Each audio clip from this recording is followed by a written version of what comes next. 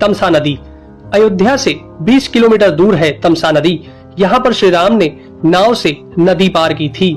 श्रृंगवेरपुर तीर्थ। प्रयागराज से 20 से 22 किलोमीटर दूर श्री राम श्रृंगवेरपुर पहुँचे, जो निषादराज गुह का राज्य था। यहीं पर गंगा के तट पर उन्होंने केवट से गंगा पार करने को कहा था। श्रृंगवेरपुर को वर्तमान में सिंगरौर कहा जाता है। कुरई गांव। सिंगरौर में गंगा पार कर भगवान श्री राम कुरई में रुके थे। प्रयाग। कुरई से आगे चलकर श्री राम अपने भाई लक्ष्मण और पत्नी सहित प्रयाग पहुंचे थे। कुछ साल पहले तक प्रयाग को इलाहाबाद कहा जाता था। चित्रकूट। प्रभु श्री राम ने प्रयाग संगम के समीप यमुना नदी को पार किया और फिर पहुंच गए चित्रकूट। चित्रकूट वह स्थान है जहां श्री राम को मनाने के लिए भरत अपनी सेना के साथ पहुंचे थे, क्योंकि राजा दशरथ का देहांत हो चुका था।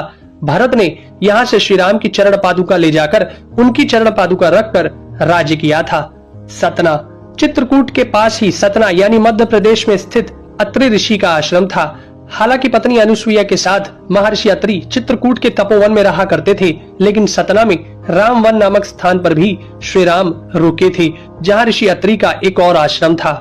दंडकारण्य। चित्रकूट से निकलकर श्री राम घने वन में पहुंच गए। असल में यही था उनका वनवास। इस वन को उस काल में दंडकारण्य कहा जाता था। मध्य प्रदेश, छत्तीसगढ़ और महाराष्ट्र के कुछ क्षेत्रों को मिलाकर दंडकारण्य था। दंडकारण्य में छत्तीसगढ़, उड़ीसा, तेलंगाना एवं आंध्र प्रदेश राज्यों के अधिकतर हिस्से शामिल थे। दरअसल उड़ीसा की महानदी के इस पास से गोदावरी तक दंडकारण्य का क्षेत्र फैला हुआ था। इसी दंडकारण्य का ही हिस्सा है तेलंगाना का एक शहर भद्राचलम। गोदावरी नदी के तट पर बसा यह शहर सीता रामचंद्र मंदिर के लिए प्रसिद्ध है। यह मंदिर भद्रगिरी पर्वत पर है।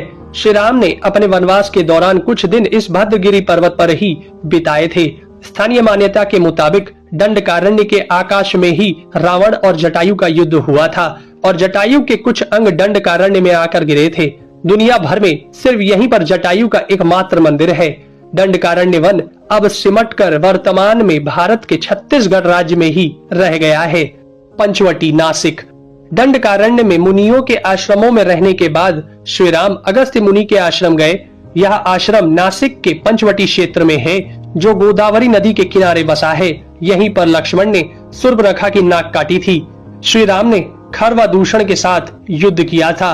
गिद्धराज जटायु से श्री राम की मैत्री भी यहीं हुई थी।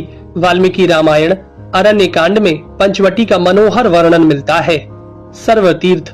नासिक क्षेत्र में ही सूर्पनखा की नाक कटी तथा मारीच और खरवा दूषण के वध के बाद ही रावण ने सीता का हरण किया और जटायु का भी वध किया था, जिसकी स्मृति नासिक से 56 किलोमीटर दूर ताकेड़ गांव में सर्वतीर्थ नामक स्थान पर आज भी संरक्षित है। जटायु की मृत्यु सर्वतीर्थ नाम के स्थान पर हुई, जो नासिक जिले से इगतपुरी तहसील के ताकेड़ गांव में मौजूद है। इस स्थान को सर्वतीर्थ इसलिए कहा गया क्योंकि यहीं पर मरणासन्न जटायु ने सीता माता के बारे में बताया। राम जी ने यहाँ जटायु का अंतिम संस्कार करके पिता और जटायु का श्राद्ध तर्पण किया था। पर्णशाला। पर्णशाला तेलंगाना के खम्माम जिले के भद्राचलम में स्थित है। यह रामालय से लगभग 1 घंटे की दूरी पर स्थित है। पर्णशाला को पंचशाला या पंचशाला भी कहते हैं। पर्णशाला गोदावरी नदी के तट पर स्थित है। यही वह स्थान है जहां से सीता जी का हरण हुआ था। हालांकि कुछ मानते हैं कि इस स्थान पर रावण ने अपना विमान उतारा था। इस स्थल से ही रावण ने सीता को पुष्पक विमान में बिठाया था, यानी सीता जी ने धरती यहाँ छोड़ी थी। इसी से वास्तविक हरण का स्थल यह माना जाता है। यहाँ पर राम सीता का प्राचीन मंदिर है। तुंगभद्रा। सर्वतीर्थ और पर्णशाला के बाद श्री राम लक्ष्मण सीता जी की खोज में तुंगभद्रा तथा कावेरी नदियों के क्षेत्र में पहुंच गए। तुंगभद्रा एवं कावेरी नदी क्षेत्रों के अनेक स्थलों पर वे सीता जी की खोज में गए। शबरी का आश्रम। श्री राम और लक्ष्मण सीता की खोज में तुंगभद्रा और कावेरी नदी को पार करते हुए चल दिए। जटायु और कबंध से मिलने के पश्चात वे ऋषिमुख पर्वत पहुंचे। रास्ते में वे पंपा नदी के पास शबरी आश्रम भी गए, जो आज केरल में स्थित है। पंपा तुंगभद्रा नदी का पुराना नाम है। इसी नदी के किनारे पर हम्पी बसा हुआ है। रामायण में हम्पी का उल्लेख वानर राज्य किष्किंधा की राजधानी के तौर पर किया गया है। केरल का प्रसिद्ध शबरीमलय मंदिर तीर्थ इसी नदी के तट पर स्थित है। ऋषिमुख पर्वत। मलय पर्वत और चंदन वनों को पार करते हुए वे ऋष्यमुख पर्वत की ओर बढ़े। यहाँ श्री राम ने हनुमान और सुग्रीव से भेंट की, सीता जी के आभूषणों को देखा और बाली का वध किया। ऋष्यमुख पर्वत वाल्मीकि रामायण में वर्णित वानरों की राजधानी किष्किंधा के निकट स्थित था। ऋष्यमुख पर्वत तथा किष्किंधा नगर कर्नाटक के हम्पी जिला बेल्लारी में स्थित है। पास की पहाड़ी को मतंग पर्वत माना जाता है। इसी पर्वत पर मतंग ऋषि का आश्रम था जो हनुमान जी के गुरु थे। कोडिकरई। हनुमान और सुग्रीव से मिलने के बाद श्री राम ने वानर सेना का गठन किया और लंका की ओर चल पड़े। तमिलनाडु की एक लंबी तट रेखा जो लगभग 1000 किलोमीटर तक विस्तारित है। कोडिकरई समुद्र तट वेलांकनी के दक्षिण में स्थित है, जो पूर्व में बंगाल की खाड़ी और दक्षिण में पाल्क स्ट्रेट से घिरा हुआ है।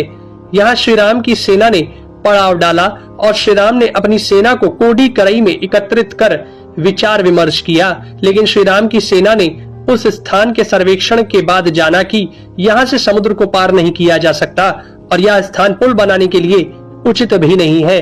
तब श्री राम की सेना ने रामेश्वरम की ओर कूच किया। रामेश्वरम समुद्र तट एक शांत समुद्र तट है और यहाँ का छिछला पानी तैरने और सन बाथिंग के लिए आदर्श है। रामेश्वरम प्रसिद्ध सनातन तीर्थ केंद्र है। भगवान श्री राम ने लंका पर चढ़ाई करने के पहले यहाँ भगवान शिव की पूजा की थी। रामेश्वरम का शिवलिंग श्री राम द्वारा स्थापित शिवलिंग है। धनुषकोडी या धनुषकोटी। 3 दिन की खोजबीन के बाद श्री राम ने रामेश्वरम के आगे समुद्र में वह स्थान ढूंढ निकाला जहाँ से आसानी से श्रीलंका पहुंचा जा सकता हो। उन्होंने नल और नील की मदद से उक्त स्थान से लंका तक का पुनर्निर्माण करने का फैसला लिया।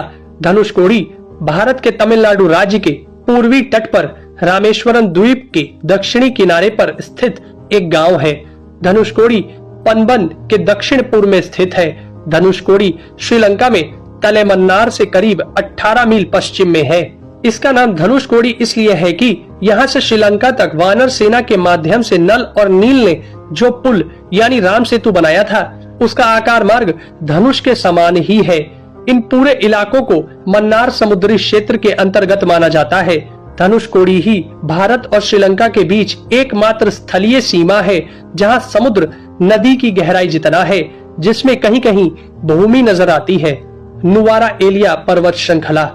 वाल्मीकि रामायण के अनुसार श्रीलंका के मध्य में रावण का महल था।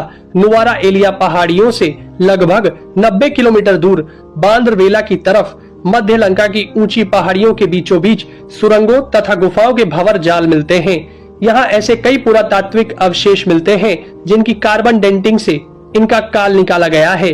श्रीलंका में नुवारा एलिया पहाड़ियों के आसपास स्थित रावण फॉल, रावण गुफाएं, अशोक वाटिका, खंडहर हो चुके विभीषण के महल आदि की पुरातात्विक जांच से इनके रामायण काल के होने की पुष्टि होती है। आजकल भी इन स्थानों की भौगोलिक विशेषताएं, जीव, वनस्पति तथा स्मारक आदि बिल्कुल वैसे ही हैं जैसे कि रामायण में वर्णित किए गए हैं। दोस्तों, ये सब जानने के बाद भी कुछ लोग तर्क दे ही देंगे कि प्रभु श्री राम काल्पनिक